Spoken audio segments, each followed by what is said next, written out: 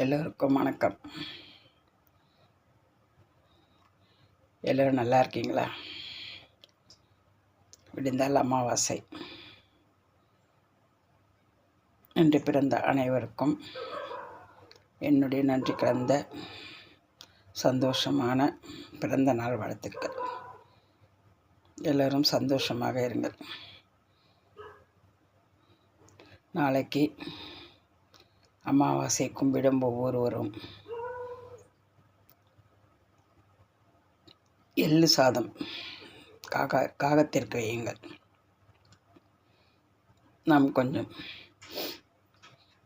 தகப்பனுக்கு பித்ருக்கடன் அடைத்தது போல் இருக்கும்.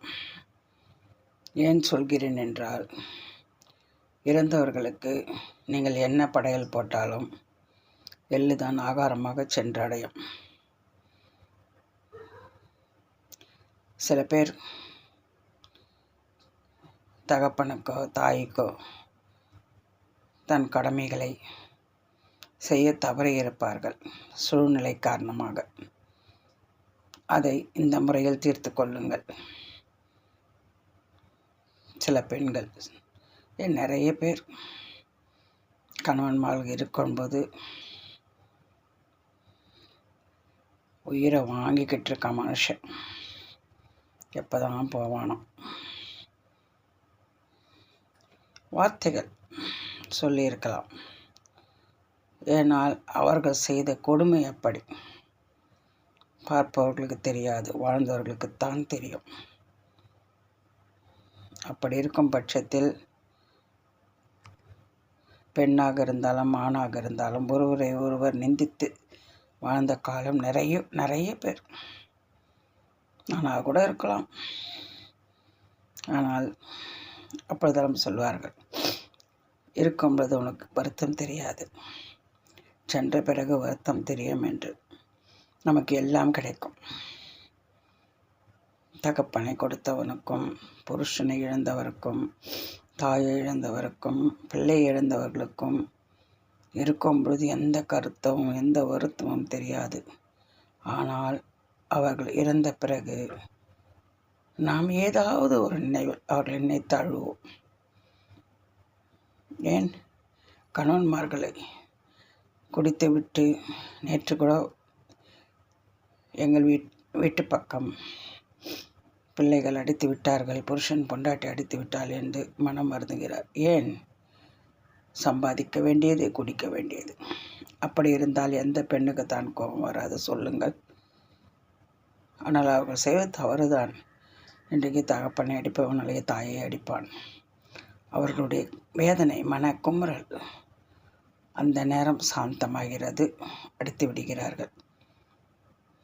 அவனும் மனம் தளர்ந்து மறுபடியும் குடித்து விடுகிறான். அதே பெண் என்ன செய்ய முடியும்? உங்களிடம் கேட்கத்தான் முடியும். ஆனால்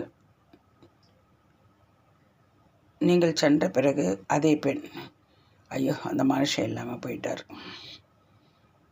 எல்லாம் கிடைக்கும். சோறு கிடைக்கும், துணி கிடைக்கும், பணம் கிடைக்கும், படுக்க இடம் கிடைக்கும். நமக்கு எந்த குறையும் இருக்காது. ஆனால் நம்ம திட்டத்துக்கு சண்டை போகிறதுக்கு ஒரு ஆள் வேணும்ல. அது யார்? அன்னுனியமான புருஷன்.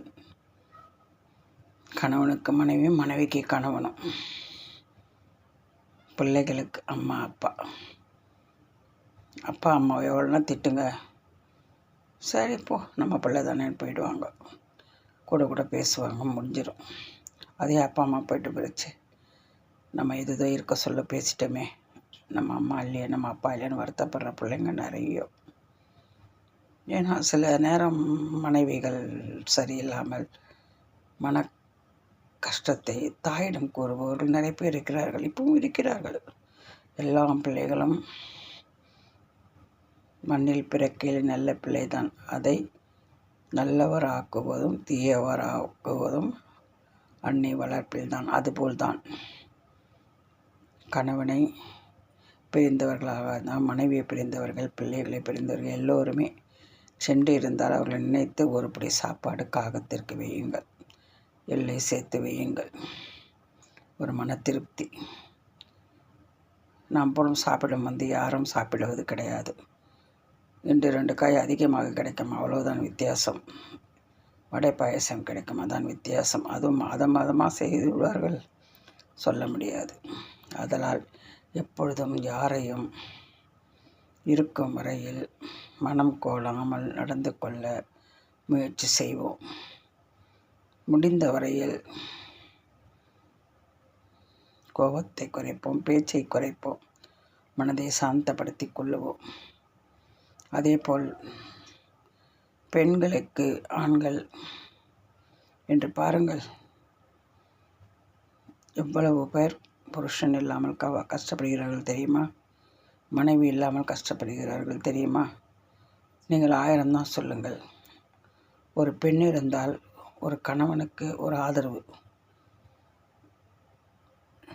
1000 செஞ்சாலும் அந்த மனுஷன் பாவம். 2ஆம் கேட்டான், சாப்பிட்டியா, சரிந்தா தொலை அப்படி என்று சேருவல் யாருன்னா பெண்கள் தான். அதே போல் பிள்ளைகள் அப்பா கவனிக்கலனால அம்மா திருட்டுதானம்மா சோறு போட்டு சாப்பிட்றடே, அப்பா திறமை சாப்பிட்டு ஓடிப்பிடு. பெண்ணாக இருந்தாலும் பிள்ளையாக இருந்தாலும் கவனிப்பவர்கள் தாய் தகப்பன். அவர்களுக்காகவாது இன்று ஒரு நாள் அமாவாசை என்று மாதம் மாதம் வரும்பொழுது ஒரு வெள்ளை சாதத்தில் கொஞ்சம் வெள்ளை கலந்து காகத்திற்கு வைத்து விடுங்கள். அம்மா, அப்பா, மாமியார், மாமனார் யாராக இருந்தாலும் சரி.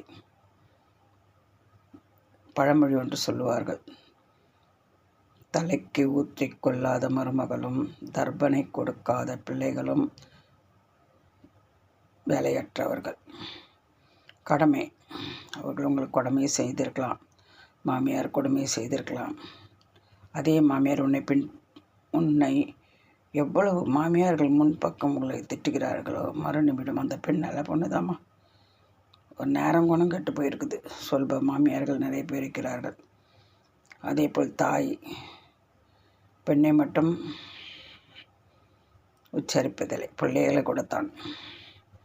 அவன் நல்லவன் தான், என்ன பண்ணுறது, நேரம் சரியில்லை, அதனால தான் அப்படி நடக்குது குடும்பத்தில் அப்படின்னு சொல்லிட்டு தாய்கள் அனுசரிப்பார்கள்.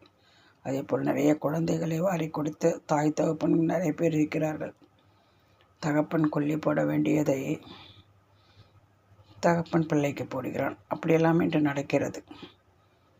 அதனால் முடிந்த வரையில் இன்று வரும் திதியில் அமாவாசையில் ஒரு பிடி சாதம் வைத்து தாய் தகப்பன், மாமியார், மாமனார், அண்ணன், தங்கை, அக்கா, தங்கை, தாத்தா, பாட்டி யாரையாவது நினைத்து கொள்ளுங்கள்.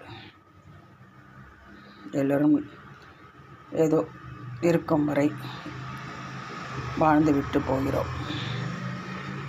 நாம் இறந்த பிறகு நமக்கு யார் செய்வார்கள் என்றே தெரியாது. இறந்த பிறகு நமக்கு என்ன, இருக்கிற வரைக்குமே ஒன்றும் இல்லை நினைக்காதீங்க.